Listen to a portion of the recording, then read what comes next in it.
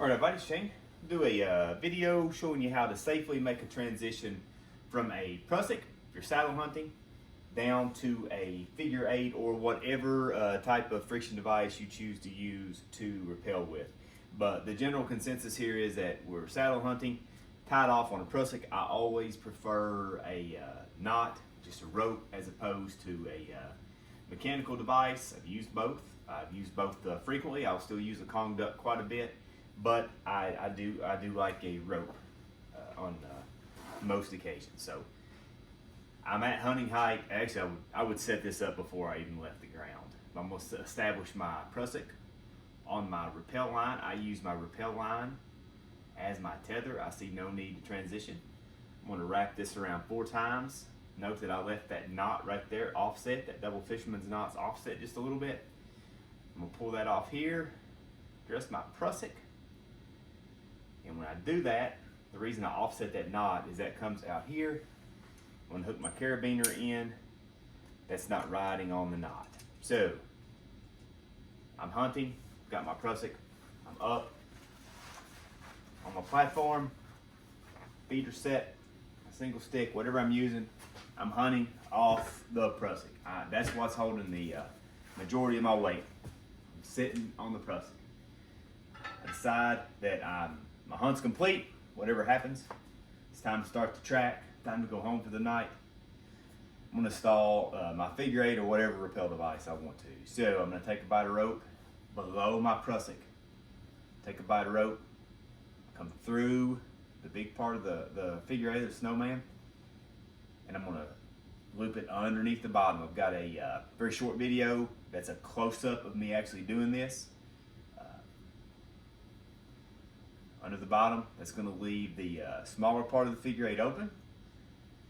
I'm going to come over top of my Prusik, open up my carabiner,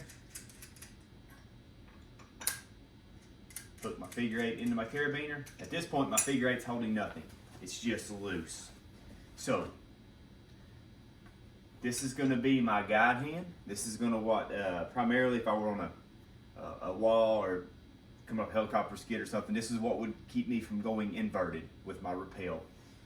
This is going to be my brake hand. It's going to go underneath my backside, and I'm going to use my clothing, my pants, probably wearing gloves when I do this, to help add some friction, and I'm going to slowly feed this rope through with my brake hand. So I've got my guide hand. I'm going to come up and grasp my Prusik knot. So at this point, I'm going to stand up, unweight my Prusik. Still going to maintain control of this line. At any point, I may need to come back and grab it.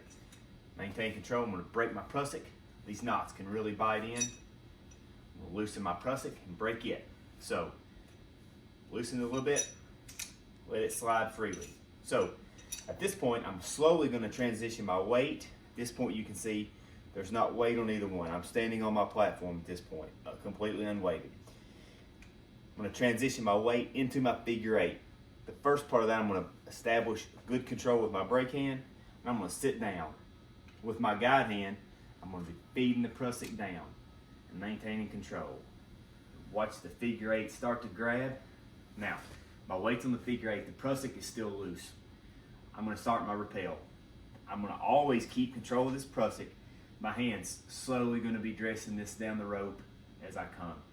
If at any point something happens, the reason I leave this in place and maintain control of it, if I pass out, I hit my head on a limb and knock myself out, something drastic happens, and I need to let go, it's going to stop me. It's not going to let me fall to the ground. That Prusik's going to grab.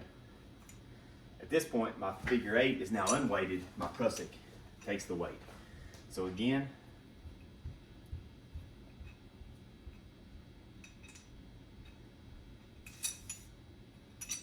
looks like this. My Prusik is going to be controlled with my guide hand. My figure eight, the tag into my rope, is going to be controlled by my brake hand. I'm going to maintain control of it. I'm going to feed the rope through with my brake hand, maintain control with my Prusik as I rappel down.